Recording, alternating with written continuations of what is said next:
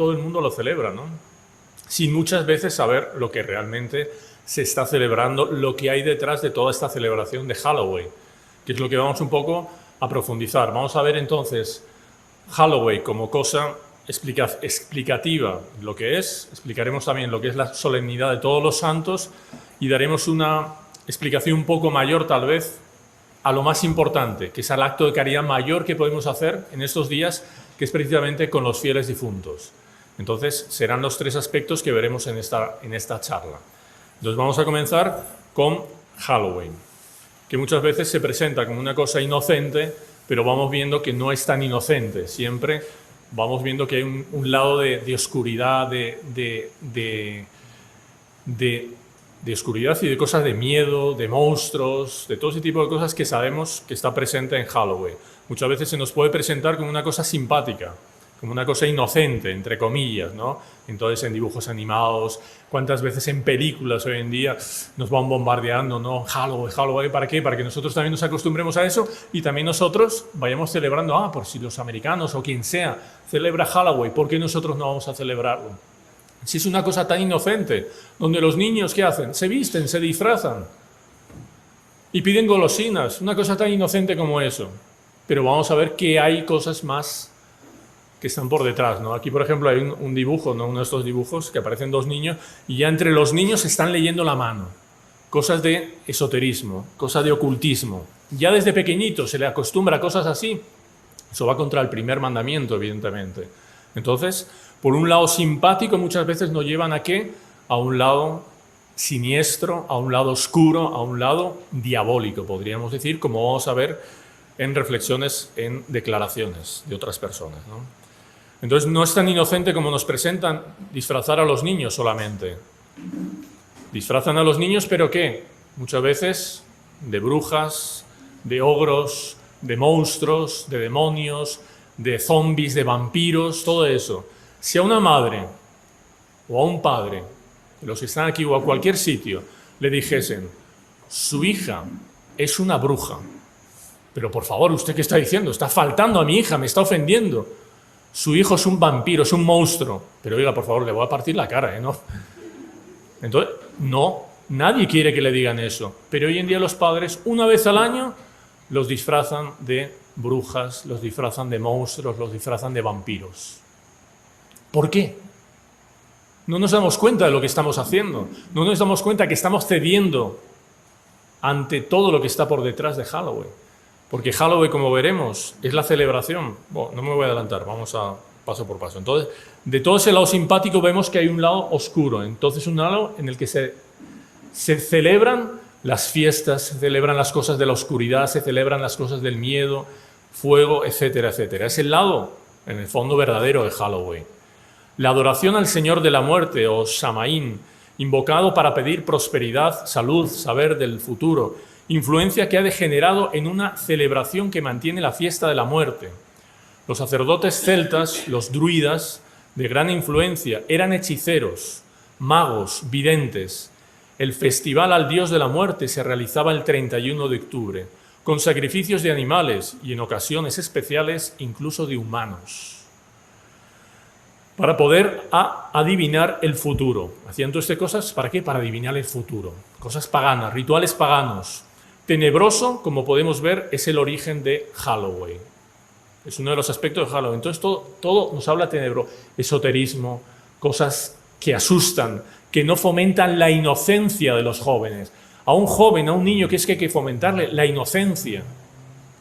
El acercarse a las cosas bonitas, buenas, verdaderas, no lo contrario.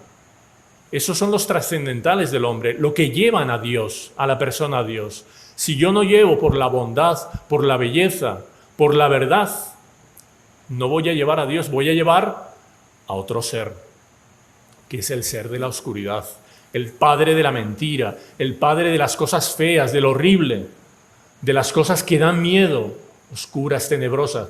Esto es las típicas imágenes que se muestran en Halloween. El mundo del ocultismo toma muy en serio esta celebración. Nosotros hay celebraciones que no las tomamos en serio, pero el mundo del ocultismo, de las cosas ocultas, siniestras, esotéricas, se lo toma muy en serio esta fiesta. ya que esencialmente Halloween es una ocasión mágica. Es el mundo del ocultismo el que define a Halloween como el día más mágico del año. Entre toda esa gente ocultista, el día más mágico del año. Y vamos a ver por qué. Como el día más mágico del año, la víspera del año nuevo del mundo esotérico, la fiesta anual más importante para los seguidores de Satanás. Muchos llegan a decir que es el cumpleaños, como que el cumpleaños, el aniversario, el día que se celebra, igual que celebramos nosotros un cumpleaños, un día importante en el cual hacemos mención especial a esa persona.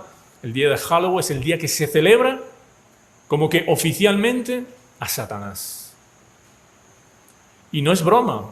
Ellos se lo toman, como decimos, muy en serio. Y nosotros nos dejamos influenciar con eso, disfrazando a otras personas, a nuestros hijos muchas veces, con un lado inocente que decimos, no hay nada por detrás, no hay nada por detrás. Hay algo muy serio por detrás. Y vemos que todo lleva a lo horrible, a lo feo. Nada lleva a Dios, lleva todo al padre de la mentira, al demonio. ¿Cuántas veces han visto entonces sí, podrá ser de lo más simpático, entre comillas, un niño así, y luego con 2 cuernecitos, con un tridente, con un rabo de demonio? ¿Cuántas veces se ven cosas así? Y es la mamá que ha estado haciendo el trajecito, es de diablillo, no de diablo ni de Satanás, diablillo, como si diablillo fuese menos que diablo. ¿A qué jugamos? Es muy serio, y todas cosas influencian en el alma de los niños. Una persona que se acostumbra a vivir, a jugar, a relacionarse con lo feo, con la mentira, con lo horrendo, no termina yendo a Dios. Termina, a la medida que va creciendo, haciendo cosas horribles, feas, mentiras, etc. Entonces, por eso hay que tener mucho cuidado, mucha vigilancia. Yo espero que los que están aquí, evidentemente, pues no asisten a Halloween, no practican Halloween, pero nosotros muchas veces cuando nos preguntan familiares, cuando nos preguntan amigos, a veces en el colegio, algunos son profesores, o padres, madres de otras compañeras, etc. Decir, mire, yo sé lo que es Halloween, basta que usted profundice un poquito. Hoy en día, pues en internet, profundice un poquito y ahí va a ver exactamente cómo es Halloween, lo que está por detrás de Halloween. Es una cosa muy seria. No nos lo tomemos a la ligera. Halloween es sobre todo la fiesta satánica por excelencia.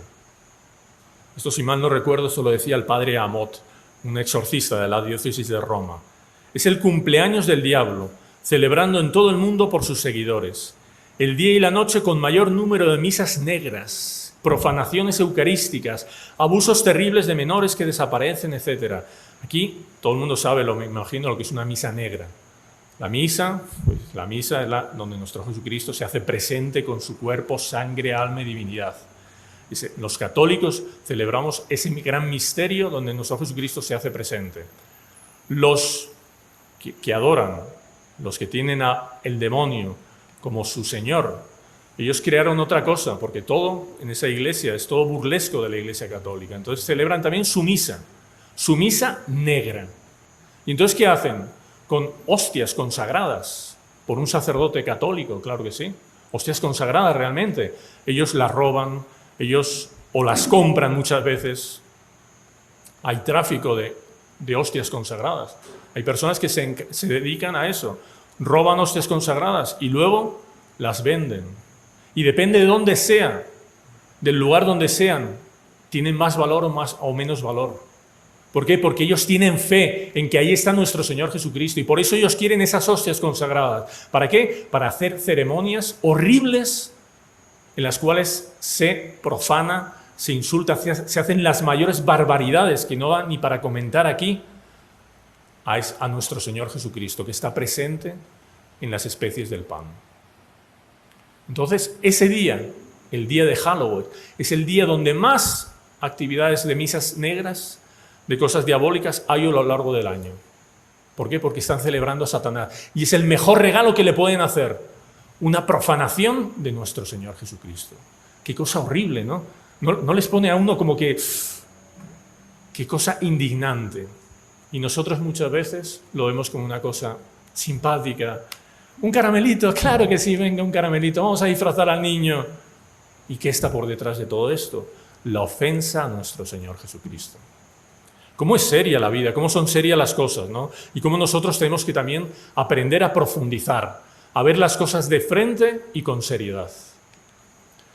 El signo del disfraz para festejar ese evento se debe a que cubrir el rostro con una apariencia vampírica es un acto de homenaje al padre de la mentira y encubridor por excelencia.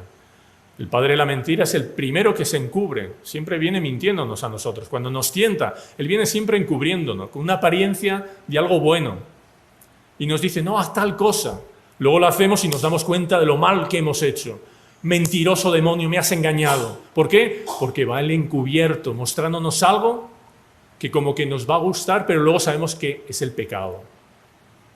Y el pecado nos da esa amargura, nos da esa tristeza que el padre de la mentira nos lo provoca. Nadie mejor que él sabe presentar todo lo malo desde una apariencia atractiva a los sentidos.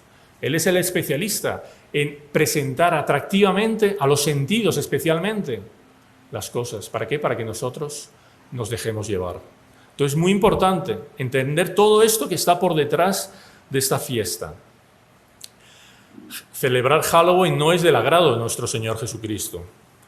Es imposible que sea del agrado del Salvador que nos olvidamos de todos los santos para recordar, aunque sea de forma infantil, a todos los vampiros, brujas y monstruos. Porque Halloween, el origen, quiere decir la víspera de todos los santos. ¿Por qué? Porque es precisamente el día anterior a todos los santos. Esa es la palabra Halloween. Entonces, nosotros, el día anterior a todos los santos, como es una solemnidad, una gran fiesta, como toda gran fiesta, gran solemnidad, tiene sus vísperas, en las cuales un día anterior uno ya va preparando la celebración, va cogiéndole gustillo para que al día siguiente ya se celebre por todo lo grande. Y entonces, ¿qué hizo el demonio? Cogió y esta fiesta deturpó absolutamente esa festividad, esa preparación para que nosotros tengamos gusto para celebrar a todos los santos, a todos aquellos que están en la gloria del cielo. Y hizo que, especialmente los niños, los más inocentes, los que tenemos que cuidarlos y ser nosotros como los niños, como dice nuestro Señor. Quien no es como estos niños no entrará en el reino de los cielos. Quien no mantiene esa inocencia de los niños, pues está yendo por mal camino. Uno tiene obligación de mantener esa inocencia. Eso es el papel de los padres. Los padres tienen que mantener esa inocencia hasta que el chico se casa, va siendo mayor, tiene que ayudar a mantener esa inocencia durante toda la vida. Y así tenemos que nosotros mantener esa inocencia bautismal. Inocencia que si alguna vez la hemos manchado, viene restaurada de manera maravillosa en las aguas de la confesión, en las aguas de la redención de nuestro Señor Jesucristo. Entonces, no cometer la locura de hacer el juego al demonio, de celebrar esta fiesta totalmente no solo pagana, sino satánica, como vemos. Porque lo que nosotros tenemos que celebrar el día 31 es la víspera, el día anterior a todos los santos. Ir preparándonos para eso, que es una fiesta también maravillosa. Hay en algunos países una fiesta, no sé si habrán escuchado, Halloween, que Halloween es una iniciativa que nació en la Arquidiócesis de París en el año 2002 y ya, gracias a Dios, en muchas otras diócesis se está haciendo, sobre todo en diócesis, evidentemente, católicas, ¿no? Es un juego de palabras que significa la santidad vence, con gran similitud fonética con Halloween. Entonces, ¿qué hacen? Los niños se visten, pero se visten de santos. ¿Por qué? Porque es la fiesta, la víspera de todos los santos. Y nos recuerda que la santidad vence. Quien es santo es el que vence, el que obtiene el premio que nuestro Señor Jesucristo nos tiene prometido en el cielo. E incentiva a los niños, ahí sí, la inocencia, las virtudes, las cosas buenas de los santos. Por eso entonces cada niño, estaba leyendo en Getafe, por ejemplo, está muy extendido, ¿no? Y ahí hacen que los niños se disfrazan de un santo, por ejemplo, de que ellos hayan escuchado, y ellos mismos tienen que contar la historia del santo, contar un hecho del santo, un milagro del santo. ¿Por qué? Porque les va creando apetencia a estas personas que son los santos que obtuvieron la gloria y son ejemplo para nosotros. Entonces cuentan un ejemplo para que las otras personas se sientan motivadas a practicar la santidad. Esto sí que es una celebración católica. ¿Por qué? Porque nos lleva al bien, nos lleva a la verdad, nos lleva a las cosas bonitas. ¿Qué diferencia? Halloween, Halloween. Entonces, Dios quiera que estas cosas se vayan extendiendo, sobre todo en el mundo católico, porque lo peor de todo, muchas veces nos damos cuenta, sí, Halloween, horrible, qué pena que se celebre, pero qué pena que un católico permita que se celebre Halloween en su familia, en su escuela, en sus círculos. Esa es la pena. Ya todos más o menos aquí, gracias a Dios, El Salvador es un país muy católico que me decía una familia ahí, el otro día cenaba con una familia, me decía, mire, aquí antiguamente como que lo fueron metiendo, pero últimamente se ve como que ya no lo están metiendo tanto, que no están haciendo tanta presión. Entonces, ¿por qué? Porque hay una reacción de la gente que tiene repulsa a eso. Es como un niño que escuchaba también que le dieron un caramelo durante Halloween, ¿no? Entonces, ¿quieres un caramelo? Sí, sí, pero esto, ¿de dónde lo has sacado? No, esto fue cuando fui a pedirlo de truco, caramelo, no sé qué, estas cosas así. Ah, no, entonces no lo quiero, dijo el niño. Como venía de Halloween no quería el caramelo, se lo había dado otro compañero, ¿no? Entonces decía, yo no quiero nada que venga con Halloween, porque a mí me han contado todo el origen que tiene eso. Entonces es un niño que ya ha aprendido por su familia, por el ambiente, por la sociedad, que esas cosas no son buenas, que esas cosas nos apartan de Dios. Entonces Halloween es una iniciativa interesante. Pretende reforzar la fiesta cristiana de todos los santos, que cada vez se ve más eclipsada por la implantación de las fiestas paganas de Halloween. ¿Cuánta gente se acuerda de todos los santos? Mucha gente se olvida totalmente. Se acuerda de Halloween, de los muertos, de los monstruos, de los vampiros, de los fantasmas, de las cosas de dar miedo, todas esas cosas. Pero de celebrar todos los santos, la gente se le pasa totalmente. Y es una cosa importante porque es la solemnidad. Es el momento, como vamos a ver ahora, es el momento en que la Iglesia celebra a todos los que están en el cielo. Y es bonito que los niños, los inocentes, se vistan eso. Uno de ángel, el otro de un rey santo, el otro de un apóstol, el otro de un obispo que fue santo también. Pues cada uno de lo que tiene apetencia o de lo que ha escuchado en su casa, de lo que ha bebido en su casa, alguna historia de santo, algún familiar incluso que ha sido santo, ¿no? Pues puede ser. Entonces pasamos ya, yo creo que ya Halloween, todo el mundo entiende, no es una cosa que podríamos profundizar muchísimo más. Hay muchísima cosa escrita sobre Halloween, eso. Pero lo importante es que nos quedemos con el fondo de cuadro, con ese panorama en el cual esa celebración que no lleva a lo bueno, que no lleva a lo verdadero, que no lleva a la verdad, que no lleva a Dios. Importantísimo. Después de escuchar esto, vamos a hablar un poquito de todos los santos, que es la gran solemnidad que la Iglesia celebra el día 1. El día 1 de noviembre es la solemnidad de todos los santos. No es una fiesta cualquiera, es una solemnidad, tiene el rango litúrgico de solemnidad, en el cual se canta el Gloria, se reza el credo. Y para entender esto tenemos que acordarnos de la Iglesia. La Iglesia, todos nosotros, está dividida en 3 estados. La Iglesia militante, que somos nosotros. La Iglesia triunfante, que son los que están en el cielo. Y la Iglesia purgante, que está en el purgatorio cumpliendo las penas temporales debidas a sus faltas. Todos estos forman la Iglesia católica, apostólica y romana. Los difuntos, los veremos, los fieles difuntos, son los que están en el purgatorio. La Iglesia purgante, lo veremos después. Y en este día del 1 de noviembre celebramos a todos aquellos que están en el cielo. La Iglesia triunfante, que ya triunfó, que pasó, como decía San Pablo el otro día, combatí el buen combate. Ahora, dame, Señor, el premio a mi carrera que he conseguido, ¿no? Entonces sabemos que la Iglesia católica es una, la confesamos en el credo. Sin embargo, sus miembros están en lugares diversos, como enseña el Concilio Vaticano II. Algunos peregrinan en la tierra, otros ya difuntos se purifican, mientras otros son glorificados. Y tanto unos como los otros participan, se interesan, se entristecen por la Iglesia, por los peligros, por los sufrimientos de unos y de otros, así como los miembros del cuerpo humano. Claro, todo el cuerpo humano es uno. Así la Iglesia católica es una y tiene que vivir de esa unión. Y los que están en el cielo viven preocupados con nosotros, viven preocupados por la situación en la que la Iglesia se puede encontrar, por supuesto, y rezan por ella.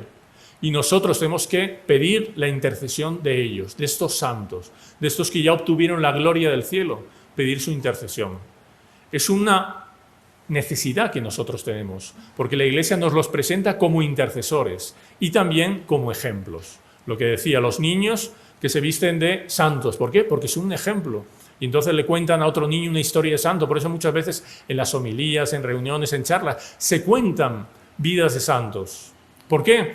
Porque como que nos cae más cercano ese ejemplo. Nos es más fácil practicar el bien con un ejemplo de una persona que ha vivido en mi época o en una época anterior, que ha tenido las mismas dificultades, etcétera, etcétera.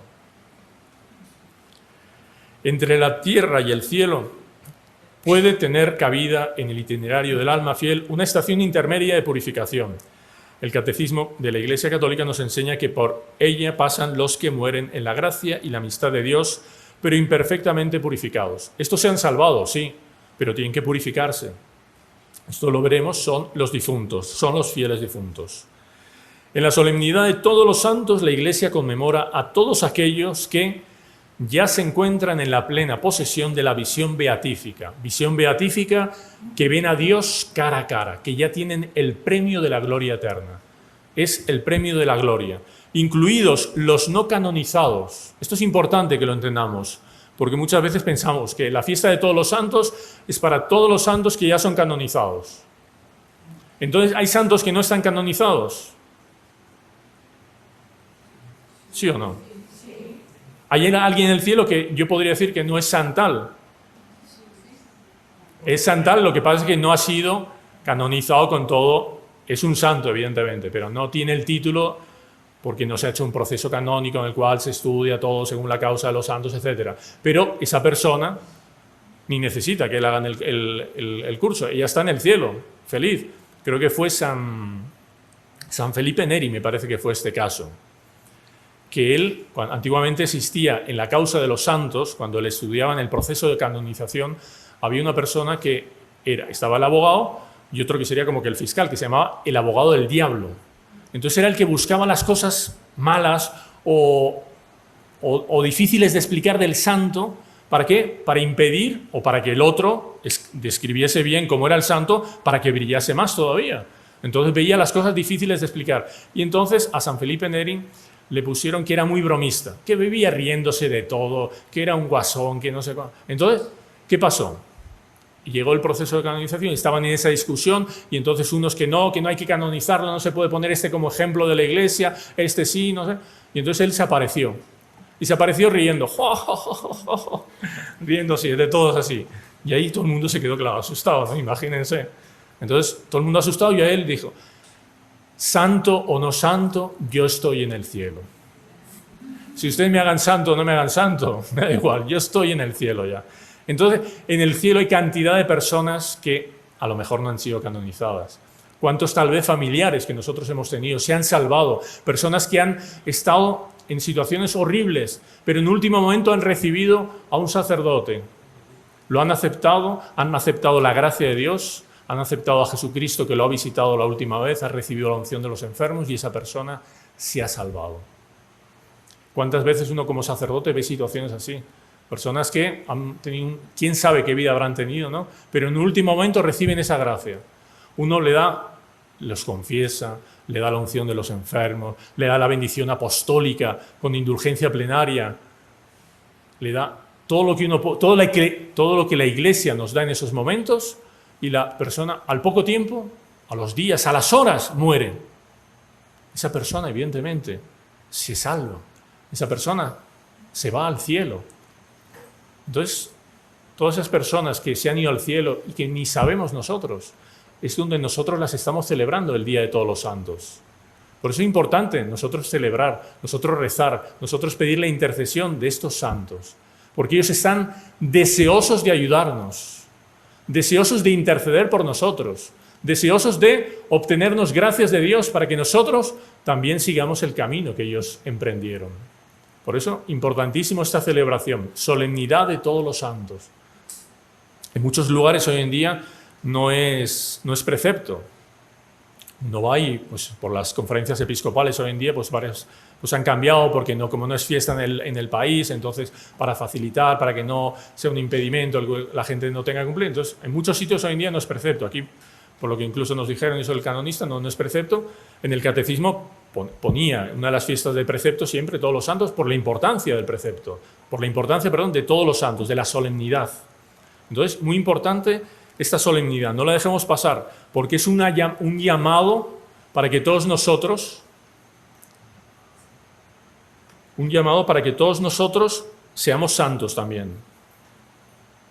El Señor nos quiere santos y espera que no nos resignemos con una vida mediocre, superficial e indecisa. El santo no es eso, el santo no es mediocre, no es superficial, no es indeciso. Si alguien tiene esa tendencia, tiene que vencerla, porque la santidad es lo contrario.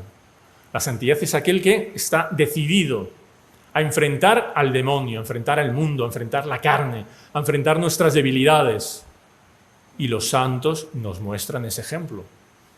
Y cada uno de nosotros tenemos devoción a un santo. La Iglesia nos los presenta como ejemplo, nos lo pone como modelos, pero no nos impone ninguno. Nos dice, tú ten devoción al santo que quieras. Uno tendrá devoción a San Pancracio, a Santa Rita, a Santa Lucía, a San Pío de Pietrelcina, a quien quiera.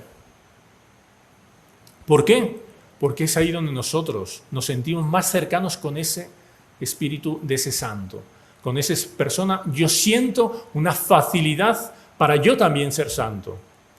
Entonces, que nadie se preocupe con que es que fulanito le reza a San Policarpo de Alejandría, no sé si existe. Entonces, para que no haya nadie ahí que... Entonces, y yo no le rezo, entonces, ¿será que yo estoy equivocado? No, que cada uno le rece al santo que quiera. Incluso uno puede rezar a personas que uno cree que han llevado una vida, evidentemente, de santidad. Para canonizar a una persona existe lo que se llama que la persona tenga fama santitatis, fama de santidad. Entonces, que la persona le rece. Si la Iglesia nunca va a poner a una persona, la va a canonizar si no tiene esa fama de santidad. ¿Qué quiere decir? Que entonces las personas, antes de que esa persona sea santa oficialmente, le tienen que rezar.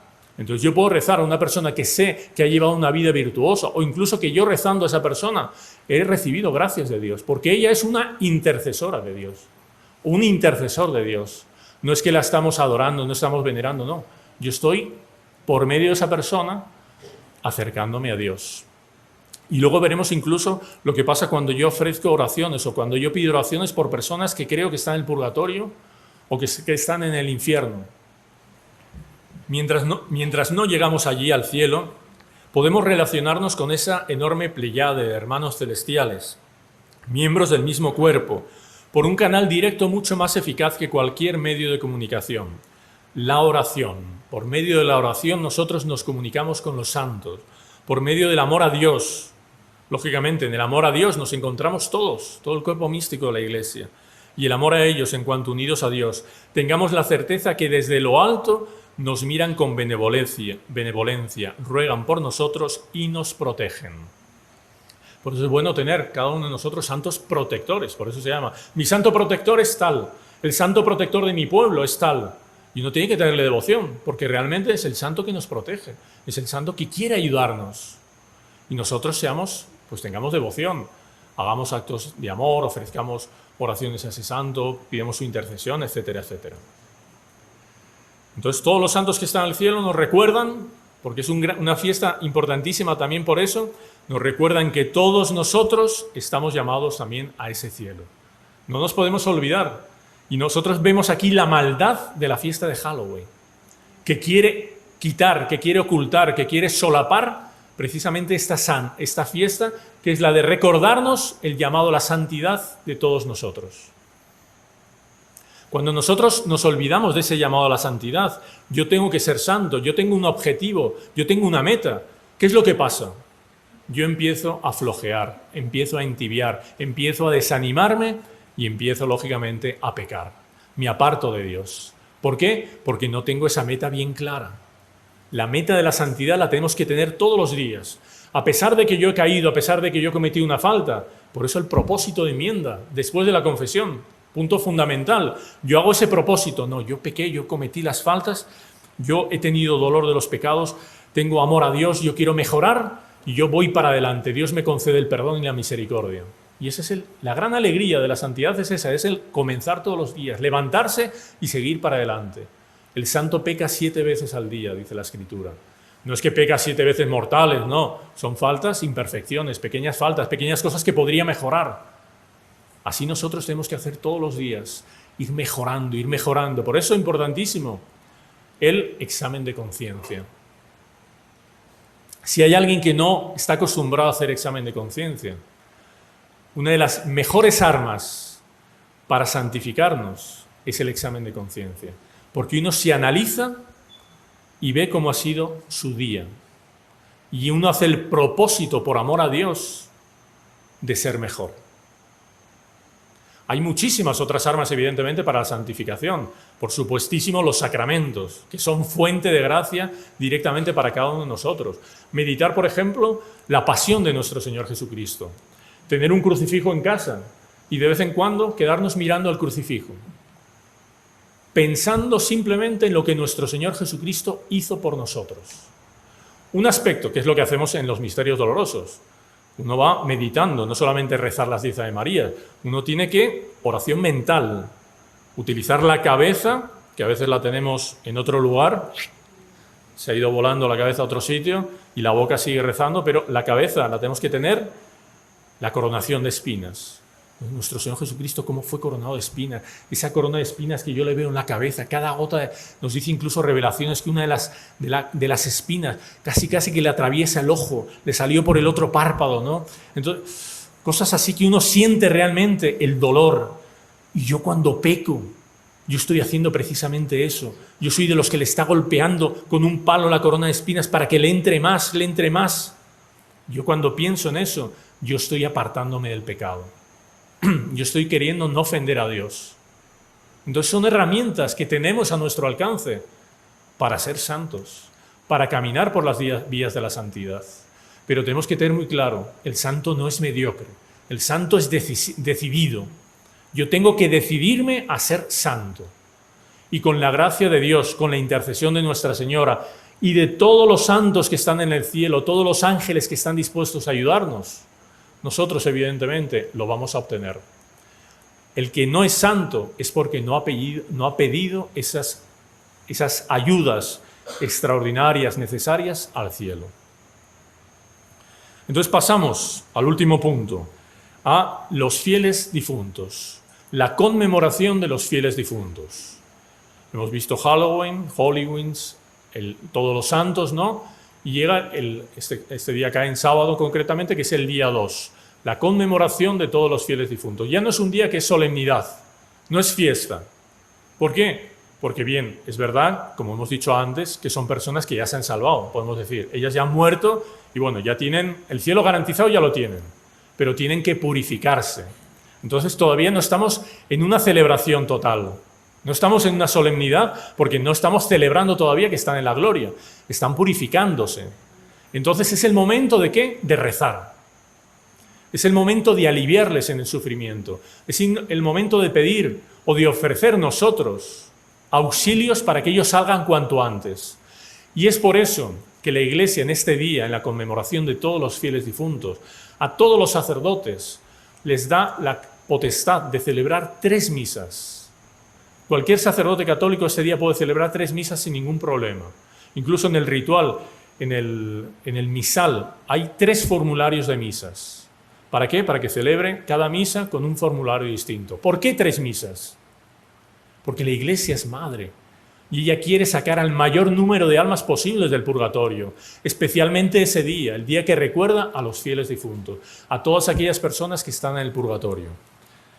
Entonces es el día en que nosotros vamos y celebramos y visitamos los cementerios.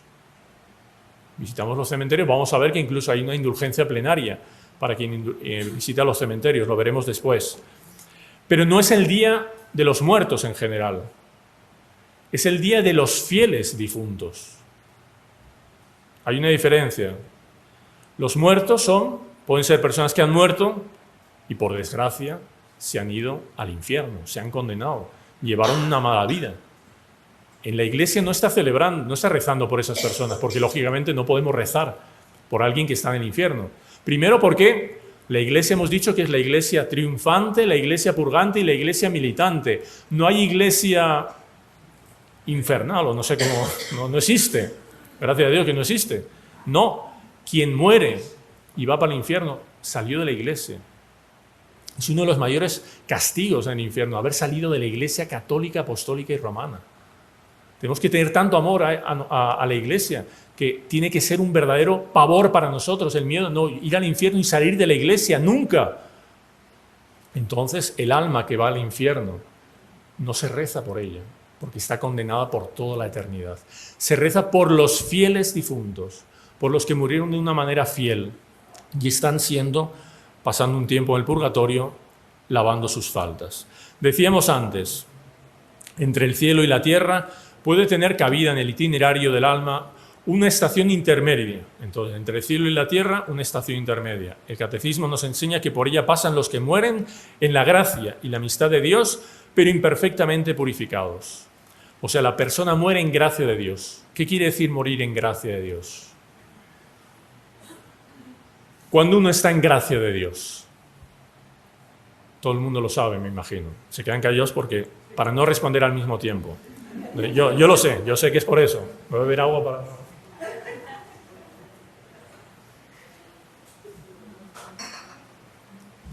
Es como, por ejemplo, cuando uno puede acercarse a la comunión. Nosotros por el catecismo sabemos que uno puede comulgar cuando está en gracia de Dios. Cuando no está en gracia de Dios, no puede recibir a nuestro Señor Jesucristo. Entonces uno sabe que uno está en gracia de Dios cuando no ha cometido un pecado mortal. Cuando la persona ha cometido un pecado mortal, ha roto la gracia de Dios. Cuando una persona está en pecado venial y no tiene ningún pecado mortal, porque el pecado mortal rompe la amistad con Dios, si tiene pecados veniales, ¿puede acercarse a comulgar? Puede acercarse a comulgar. Incluso la comunión le limpia los pecados veniales. Igual que el agua bendita, igual que ciertos sacramentales, nos ayudan en ese aspecto. El acto de contrición que hacemos al inicio de la misa no es una absolución general de todos nuestros pecados. El Padre ya ha absuelto. No. Es de los pecados veniales. ¿Para qué? Para participar de una manera más digna, más limpia en la Santa Misa. Para poder recibir, si voy a comulgar, de una manera maravillosa, con el alma preparada, a nuestro Señor Jesucristo. Entonces, el estado de gracia es aquella persona que no tiene un pecado mortal. Quien tiene un pecado mortal y muere, con un pecado mortal solamente, con un pecado mortal, es merecedor del fuego eterno. Por eso, qué locura nosotros vivir en pecado mortal. Que nunca pase eso. Que vivamos siempre en estado de gracia, o sea, sin pecados mortales. Y entonces la persona que muere, como nos dice aquí, la persona que muere en la gracia, por lo tanto que no tenía ningún pecado mortal cuando murió, y en amistad con Dios, porque la amistad con Dios es rota por el pecado mortal, por lo tanto el que tenía pecado venial mantiene esa amistad con Dios, a pesar de que lo ha ofendido, imperfectamente debe ser purificado. Entonces esa alma pasará por el purgatorio.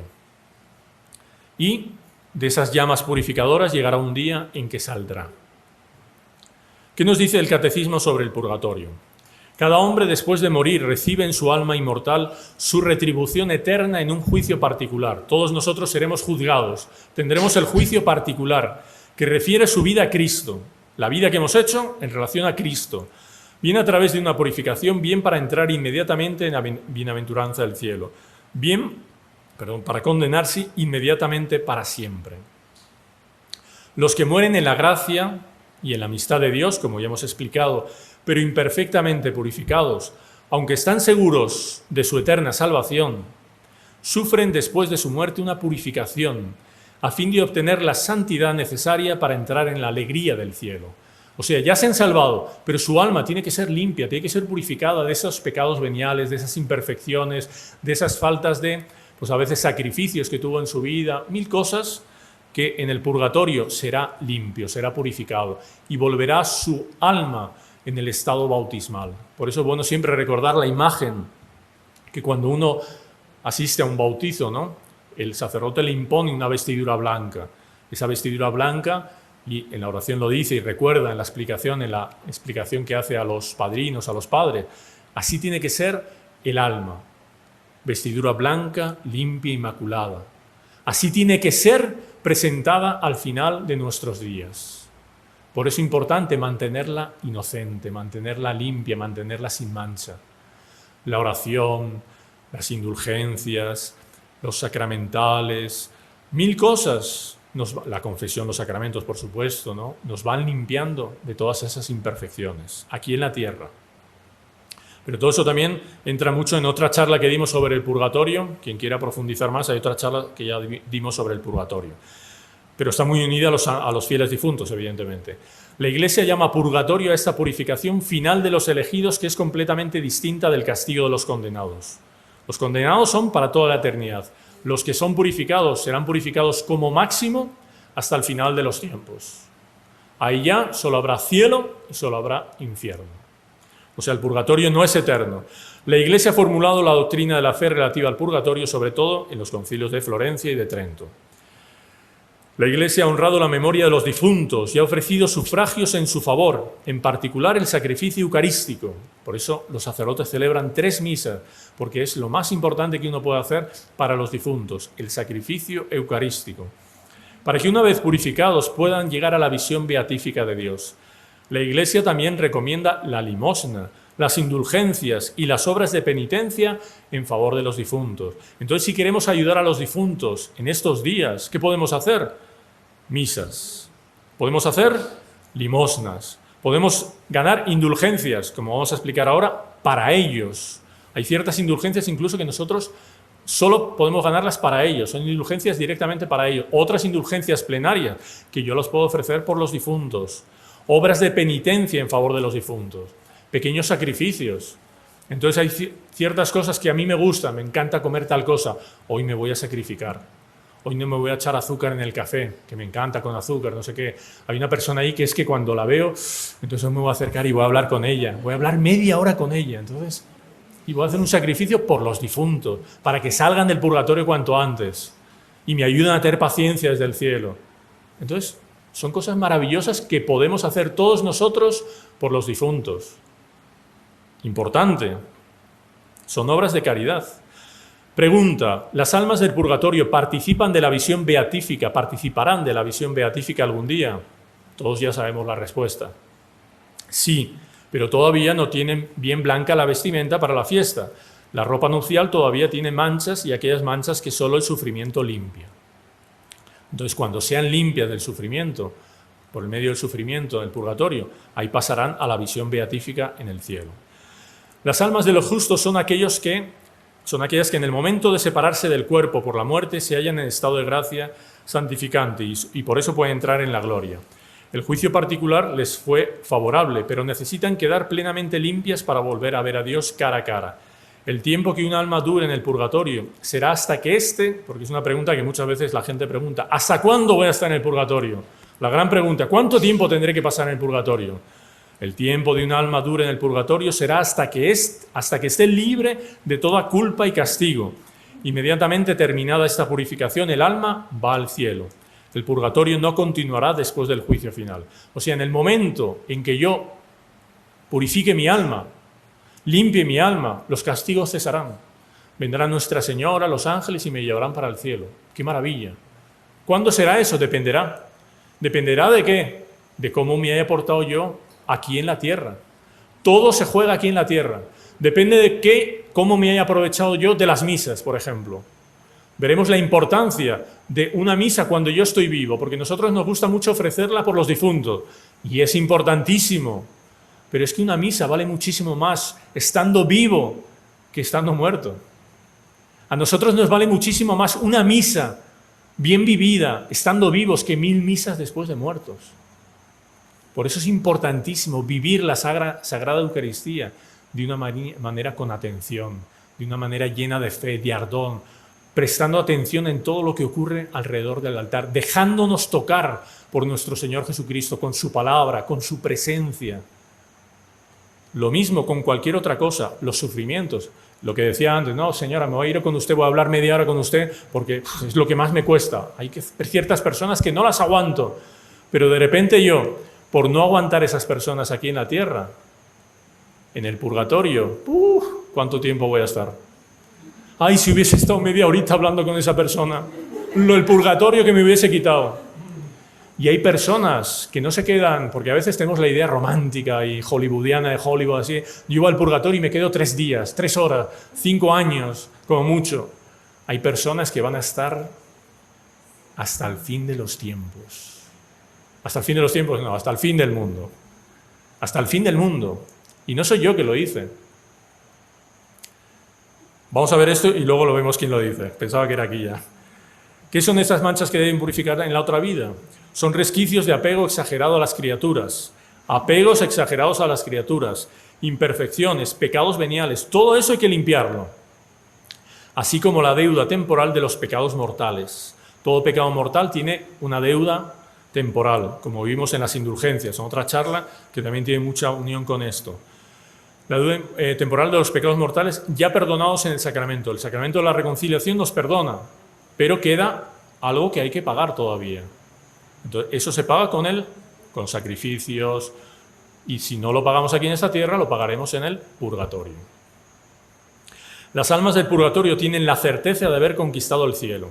Ellas están felices, están sufriendo, se están purificando, pero están felices porque saben que se están purificando y saben que se están preparando para encontrarse cara a cara con Dios de una manera limpia, sin manchas. Entonces el purgatorio también, esa idea de que nosotros tenemos que los fieles difuntos están ahí, los pobres ahí, ¿por qué habré caído yo aquí en el purgatorio? Si yo hubiese... Ellos están felices en el purgatorio porque saben que es una obra maravillosa de amor a Dios. El purificarse para llegar delante de Dios limpios, blancos, inmaculados. Aunque su entrada en Él sea aplazada en virtud de los residuos del pecado. Entonces, será aplazada dependiendo del tiempo. Entonces, aquí, lo que les comentaba antes, Nuestra Señora de Fátima. Ella habló en Fátima, en las apariciones de Fátima, habló sobre el infierno, ¿no? Todo el mundo se acuerda, ¿no? En la tercera aparición les mostró y abrió las manos como los meses anteriores y le mostró a los niños el infierno. Pero también habló del purgatorio, Nuestra Señora en Fátima, porque los niños le preguntaban, y fulanita de tal niña se salvó, ella se ha muerto, se ha salvado, está en el cielo, se ha condenado, y la Virgen les iba respondiendo. Entonces hay un diálogo que le dice, ¿y María de las Nieves ya está en el cielo? Y le dice, sí, está. Qué alegría, seguro que era una amiga de ella, entonces ella ya la tenían por intercesora, seguro que le rezaban a esta niña para que les ayudase. Sí, ya está. Me parece que debía tener unos 17 años. Y él le pregunta a Lucía, ¿y Amelia, otra niña? ¿Qué le responde Nuestra Señora? Estará en el purgatorio hasta el fin del mundo. Me parece que debería tener unos 18 o 20 años. O sea, nosotros tenemos que tomarnos muy en serio las cosas, porque también nosotros podemos estar hasta el fin del mundo. La niña, la joven, estará ahí en el fin del mundo, pues, ¿por qué? Por alguna cosa que haya hecho, evidentemente, o varias cosas que haya hecho, por supuesto, no sea de una manera injusta, jamás, nadie. Nosotros podemos aliviarla. A esta niña, por ejemplo, que está en el purgatorio, Amelia, sabemos incluso el nombre, que está en el purgatorio, nosotros ofreciendo indulgencias, ofreciendo oraciones, ofreciendo sacrificios, podemos aliviarla. Hay visiones, hay cantidad de libros de personas que han tenido revelaciones sobre el purgatorio, ¿no? Que decía que ella, hay una noble austríaca, creo que era, que ella veía las almas del purgatorio, ¿no? Y veía el proceso, dependiendo de las oraciones, si estaban más cerca de salir o menos, o más alejadas de la salida del purgatorio, ¿no? Y esta decía que sentía que cada Padre Nuestro que rezaba, ella le decía a las almas, cada Padre Nuestro que tú rezas por nosotros, es como que nos echasen agua y nos refrescasen absolutamente todo en medio de ese calor del purgatorio. Un Padre Nuestro. Imaginemos una misa, imaginemos un sacrificio. Estamos aliviándolos. Entonces, por ejemplo, a esta Amelia, a cualquier otra alma de purgatorio, personas que nosotros tenemos cercanas, que han fallecido y tenemos la esperanza de que sean fieles difuntos, ofrecer por ellos ese alivio espiritual. Es una obra de caridad, una obra de misericordia. La Santa Iglesia coloca maternalmente a nuestra disposición las indulgencias para librarnos de las penas del purgatorio. Indulgencia plenaria, doctrina sobre las indulgencias, enseña que las penas debidas por los pecados pueden cumplirse por medio de los sufrimientos propios de la vida terrena, vividos con paciencia y esperanza o bien después de muerto en el purgatorio. Entonces, si tenemos paciencia, tenemos esperanza, vivimos aquí los sufrimientos de esta vida, nos podemos quitar mucho purgatorio. Eso que, ay Señor, ¿por qué me mandas tales sufrimientos? Pero qué cruz más pesada tengo. ¿Por qué me ha tocado a mí esta cruz? ¿Por qué me ha tocado a mí este esposo, esta esposa, no sé qué, este hijo a mí que se me ha descarriado? Uno tiene que tener confianza, esperanza, fe, soportar con paciencia los defectos del prójimo, llevar estos sufrimientos de la vida terrena. Todo eso nos estamos quitando tiempo del purgatorio. Las indulgencias pueden aplicarse a los difuntos, son aplicables, las indulgencias siempre son aplicables o a sí mismos o a las almas de los difuntos, pero no son aplicables a otras personas vivas en la tierra. O sea, yo cuando hago una indulgencia, sea parcial o sea plenaria, una indulgencia en la cual es totalmente que me limpia, me quita, me borra toda la pena temporal, yo puedo aplicarla a un alma del purgatorio o a mí mismo, pero yo no puedo aplicársela a otra persona. No es como es una persona que nunca viene a la iglesia, yo se la voy a aplicar a ella. Es una persona que es mi hijo, que está no sé dónde y yo se la voy a aplicar. No, no puedo. La indulgencia es para uno o para el alma del purgatorio. Y qué momento maravilloso en estas fiestas de los fieles difuntos, conseguir indulgencias plenarias para los fieles difuntos. Rezar un rosario, por ejemplo, en conjunto, de rodillas, delante del Santísimo, en comunidad, hacer media hora delante del Santísimo, de adoración al Santísimo, uno gana indulgencia plenaria, con todas las condiciones, rezando por las intenciones del Santo Padre, comulgando, confesando, teniendo aversión a cualquier tipo de pecado, ¿no? Y yo lo ofrezco por las almas de purgatorio, para que Nuestra Señora hoy saque un alma de purgatorio.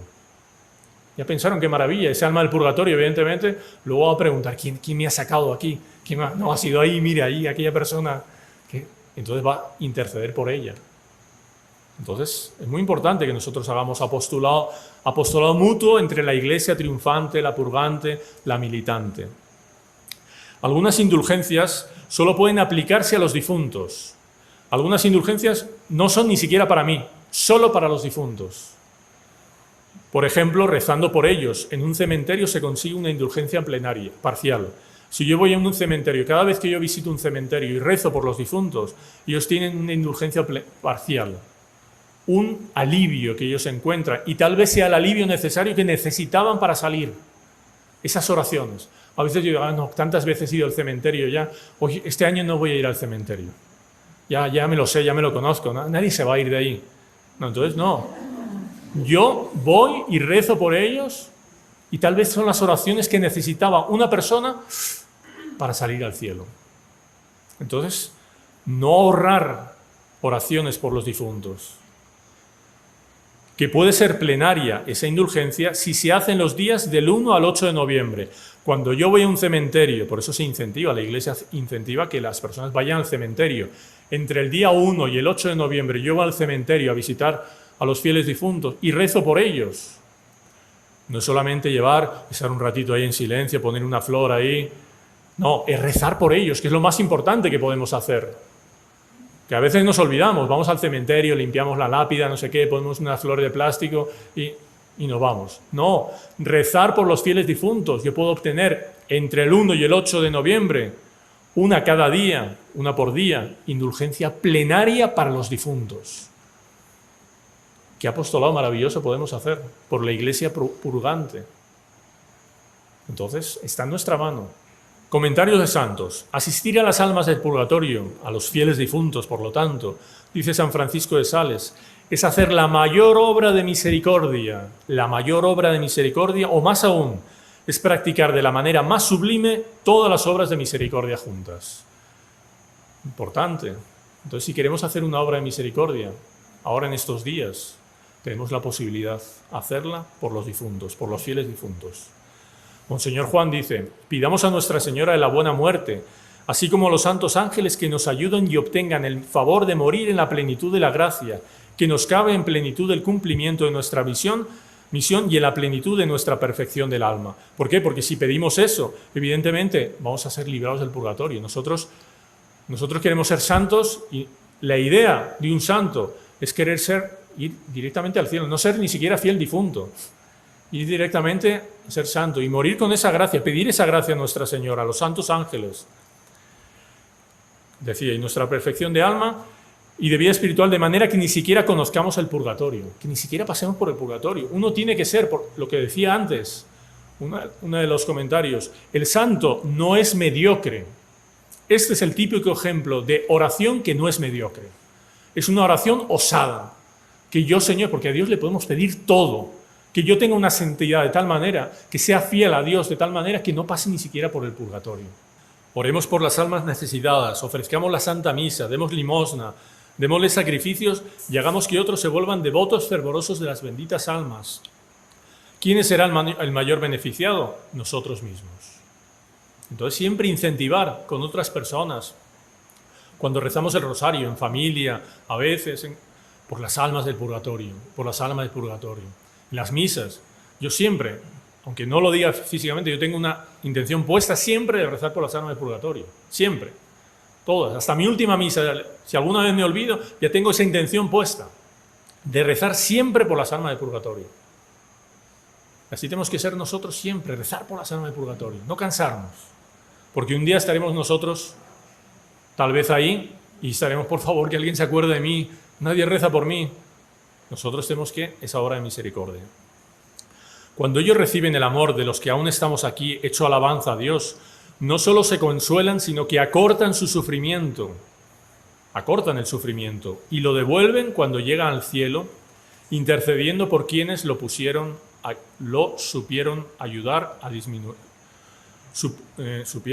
disminuir sus sufrimientos. O sea, lo que les decía antes, va a estar los que fueron al cielo ahí, viendo quién fueron los que le ayudaron, los que le aliviaron. ¿Para qué? Porque una de las virtudes, sabemos, más difícil es el agradecimiento. Aquí en la tierra, pero en el cielo es una virtud facilísima. Ellos suben al cielo y lo primero que van a hacer, ¿quién ha rezado por mí? ¿Quién ha sido los que me ha ayudado a subir al cielo? Entonces van a querer agradecer, derramando gracias, pidiendo a Dios que derrame gracias a nosotros en agradecimiento por esas oraciones. Todos los días en la misa y en las oraciones nos acordamos de todos, de los fieles difuntos. Acordémonos pues también nosotros. Acordémonos especialmente cuando estuvierais en el cielo. Es una oración que estamos haciendo a las almas del purgatorio. Allá os deseamos ver, como en el cielo deseamos vernos con ustedes. Es un pedido, ¿no? Entonces la pregunta, lo que decíamos antes al inicio, ¿y si rezo por alguien que ya subió al cielo? Entonces yo estoy rezando por un alma que creo que está en el purgatorio, pero ya está en el cielo. ¿Esa oración qué pasa? Entonces la persona subió al cielo. Entonces las oraciones, los sufragios, en la misa, incluso las limosnas hechas caritativamente por las almas que ya están en la gloria y que ya no los necesitan, porque están en la gloria, ya no necesitan nada, se revierten a las almas que todavía están necesitadas, a las del purgatorio, beneficiándonos a nosotros también. Entonces, van esas almas que yo he estado haciendo por un fiel difunto, concretamente, ¿no? Por mi tío, por mi abuela, no sé cuánto, esa alma subió al cielo, entonces Dios no quedan desaprovechadas. Dios las aprovecha para otra alma necesitada y haciéndome bien a mí mismo también, al que reza, porque siempre Dios es agradecido. Los sufragios que se hacen a las almas que se encuentran en el infierno. Yo recé una persona que yo pensaba que llevaba una vida buena, pero se condenó. Puede pasar, evidentemente. La persona tenía un pecado, no se confesó, basta que tuviese un pecado mortal y muriese sin arrepentirse, que la persona se va al infierno. Yo rezo por esa persona pensando que era un fiel difunto. ¿Qué pasa con esas oraciones? No aprovechan ni a uno ni a otro, ni a las del infierno ni a las del purgatorio, únicamente a quien las hace, porque está demostrando un acto de caridad y entonces Dios le retribuye esa caridad a la persona. Cualquier oración, ya estamos terminando, cualquier oración o acto con mérito sobrenatural practicado en la intención de beneficiar a las almas del purgatorio es considerado por Dios con gran benevolencia. O sea, Dios va a tener una gran benevolencia con nosotros si nos acordamos y ponemos oraciones por los del purgatorio. Santo Tomás dice, los sufragios por los muertos son más agradables para Dios que los sufragios por los vivos, lo que decía antes de las misas también, porque el primero se encuentra en mayor necesidad, siendo incapaz de asistirse a sí mismo, a diferencia del que se encuentra vivo. Enterrad este cuerpo en cualquier parte, no os preocupe más su cuidado, solamente os ruego que donde quiera que os halléis, os acordéis de mí ante el altar del Señor. Santa Mónica, antes de su muerte, a San Agustín. Fueron las palabras que le dijeron a San Agustín y a su hermano. O sea, acordaos de mí ante el altar del Señor. Enterradme en cualquier parte, pero rezad por mí. ¿Por qué? Porque la oración es lo más importante. Evidentemente sabemos que enterrar a los muertos es una obra de misericordia.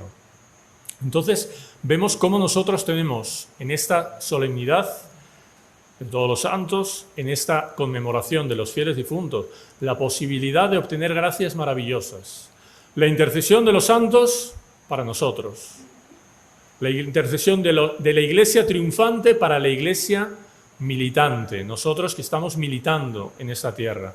Y la intercesión, porque nosotros estamos haciendo intercesores de la Iglesia militante para que los de la Iglesia purgante sean aliviados, sean liberados cuanto antes. Y todo esto con el fondo de cuadro de la víspera de todos los santos, una víspera católica, una víspera no la que nos presenta hoy en día de Halloween, de toda la deformación que hemos visto, que sabemos, sino realmente prepararnos, que sea una preparación para estos días, todos los santos y los fieles difuntos, que sean mi ejemplo los santos, que sean mis intercesores y que los fieles difuntos yo me acuerde de rezar por ellos, de hacer sacrificios, porque un día yo también seré un fiel difunto y necesitaré la caridad de otras personas. ¿Será que otras personas rezarán por mí? Mejor hacer ese acto de caridad de una manera amorosa, desinteresada, porque Dios seguramente, evidentemente, nos dará gracias maravillosas. Evidentemente todos queremos no pasar por el purgatorio, así que seamos santos, como el ejemplo que nos muestra la Iglesia, ¿no? Y si le gustó el video, no se olvide de inscribirse en el canal, dejar su like y activar las notificaciones en la campanita para no perderse ningún video del canal. Comente y comparta con sus amigos y familiares.